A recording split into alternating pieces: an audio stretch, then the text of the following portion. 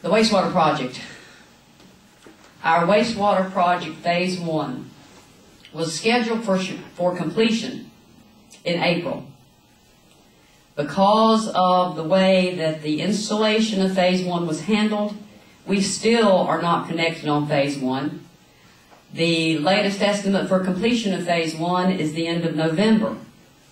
They just began phase 2. They've already run into problems on phase 2. The cost overruns on that project are significant. And the cost overruns on that project were caused because of poor supervision in the construction phase of the project. One of the problems was caused, we tried to look into it, we tried to get answers. It took them 6 months to agree that what they needed to do, they should have done it in the first place. We found the problem in September of 2008. They finally started correcting the problem in March or April of 2009. That was on those lateral lines that were going over our water lines. I believe the latest estimate on the cost overruns to do those lateral lines was between $400,000 and $500,000. That's your money. And they didn't do it right, and to this day, they still will not admit that they didn't do it right. If you make a mistake, correct it, go on, get it right. Don't try to pull the wool over our eyes and telling us that lateral lines are not sewer lines.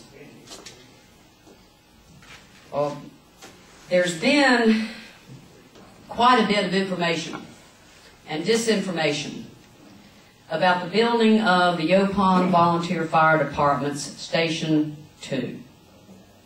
That building was built by the town of Oak Island.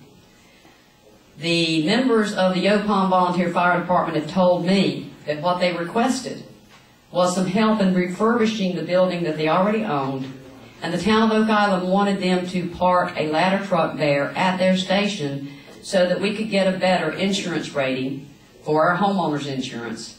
And they asked them to build us a bay big enough to put that truck in. If any of you have seen that station, you've seen we built a $3 million fire station. I don't know whether the officials of the town of Oak Island asked the town of Castle Beach, the Baptist Assembly, or the unincorporated areas of Long Beach Road to share in the cost of that fire station. If they didn't, they should have. And after I am elected mayor, I hope to work with Castle Beach so that they can help give some relief to the taxpayers of Oak Island for a beautiful fire station, but it covers their area also.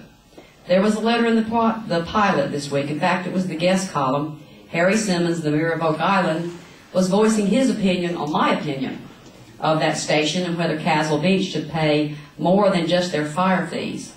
I looked it up. He stated Castle Beach pays $97,000 in fire fees. The citizens of the town of Oak Island pay $933,000 in fire fees. In addition, we're carrying the full burden of the debt payments on the Yopon Beach Volunteer Fire Station. And in addition, this they deserve, we are into a service agreement with them to cover portions of Oak Island as fire responders and as first responders on minor calls such as medical calls. The Yopon Volunteer Fire Department. Anybody that knows me on this island knows that one of the things I care the most about is volunteers. I've been a volunteer all my life. I started out at the age of 8 years old going to the Children's Orthopedic Hospital in Gastonia and holding, this one little boy was in a body cast, and I held his hand and talked to him while my dad did benefit concerts at the orthopedic hospital. I went with my daddy and gave oranges and apples and toys to children at the Parsons of the Hills Project. I'm all for volunteers. That volunteer fire department has been there for 30 years. Instead of having rancor, disinformation between the two fire departments, we should be doing everything we can to help the Yopon Volunteer Fire Department help us get our coverage. We've got a unique situation there. I don't know of another incorporated municipality anywhere that has a volunteer fire department within the corporate limits of that municipality. But I think that The fire departments have been able to work that well. We still need to do something with the dispatching problems. Sometimes they dispatch the wrong fire department, but after I'm elected as mayor, I plan to meet with everyone involved, with all the fire departments, and get them together. Thank you.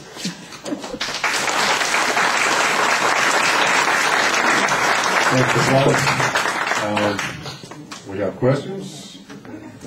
We have questions coming up.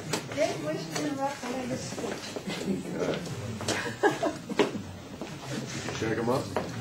No, you just pick out the word. Delve right in. I'll stay here as long as you want me to answer your questions. 2 minutes per speech. It's going to be a while. 2 minutes per speech. 2 minutes, right? Do you want to say who the question is from? Nope, Okay. they're anonymous. Anonymous Somebody's question question. number 1. Okay. Okay, Ms. Wells, what are your thoughts on moving the, quote, static line so that houses can be rebuilt? I have mixed feelings about that.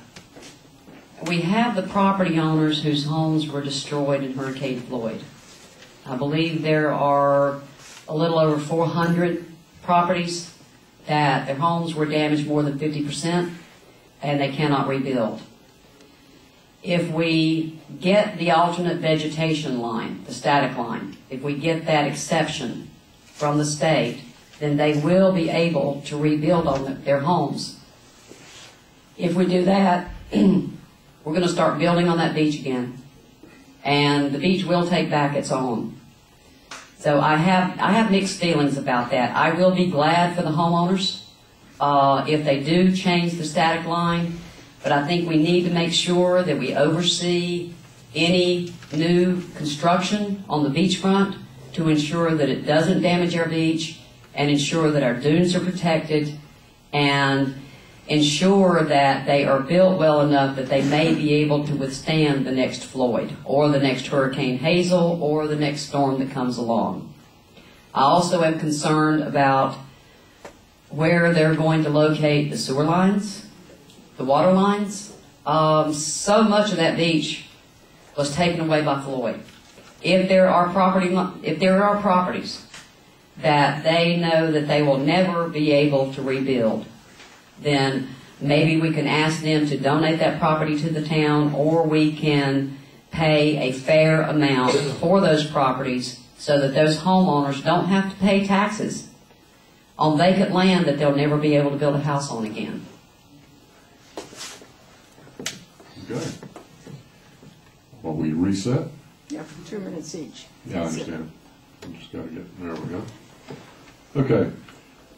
What is your position on the new port proposed near Southport? Whoa.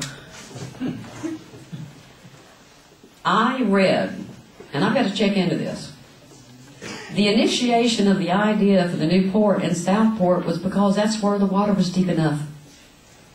I just don't think that's a good enough reason. That they are planning, how many, 600 acres to build a major port right at the mouth of the Cape Fear River. They're going to have to dredge the river to get it deep enough for these transport ships to be coming in and coming out. We already have enough problems with our roads. How are they going to handle the traffic that's going to have to happen when they start shipping freight in and out of Southport? It's hard enough to get there now. I just don't think that they have done enough planning on that. I have been told, and this again is one of those things that I've got to check into for myself, but when they start dredging that channel at the Cape Fear River, and they start dredging out to make it deep enough for freighters, it's going to drain the aquifers and the rivers all the way into Bowling Spring Lakes. Say goodbye to your wetlands. I just do not think that we have the structural capability here. I think the damage to our wetlands is going to be so incredible that we will never recover from it. And I am totally and completely against putting the port in Southport. I couldn't be more against it.